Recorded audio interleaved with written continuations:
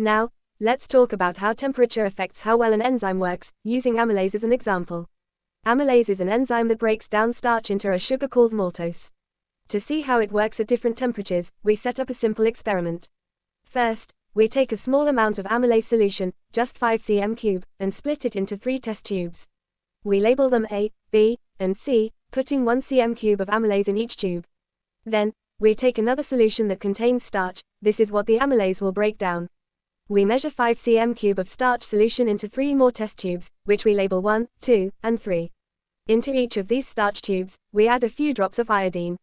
Iodine helps us see what's happening. When starch is present, the solution turns blue. If the starch is broken down, the blue color fades away. Next, we prepare 3 water baths at different temperatures. One is ice water, around 10 degrees Celsius. Another is cool tap water, about 20 degrees, and the third is warm water, roughly 35 degrees. We place tubes 1 and A into the ice water, 2 and B into the 20 degrees Celsius bath, and 3 and C into the warm bath. We leave all the tubes in their baths for 5 minutes. This step helps make sure that everything inside the tubes reaches the same temperature as the water bath before we mix anything together. After those 5 minutes are up, we take the amylase from each tube and mix it with the starch in its matching pair, so A goes into 1, B into 2, and C into 3. Right after mixing, we put each test tube back into the same water bath it came from. Then, we watch closely to see how long it takes for the blue color to disappear.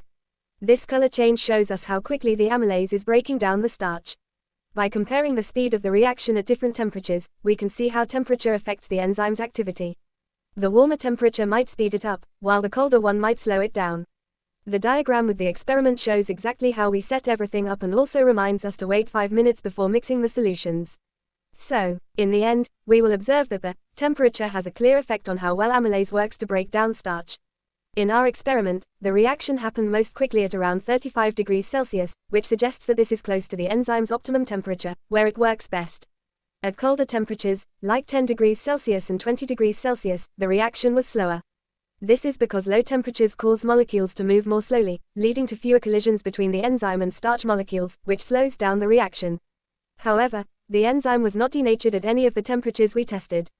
Denaturation usually happens at much higher temperatures, typically above 40 to 45 degrees Celsius for many enzymes, where the enzyme structure changes and it can no longer function properly. Since we stayed below those levels, the amylase maintained its shape and activity, just at different speeds depending on the temperature.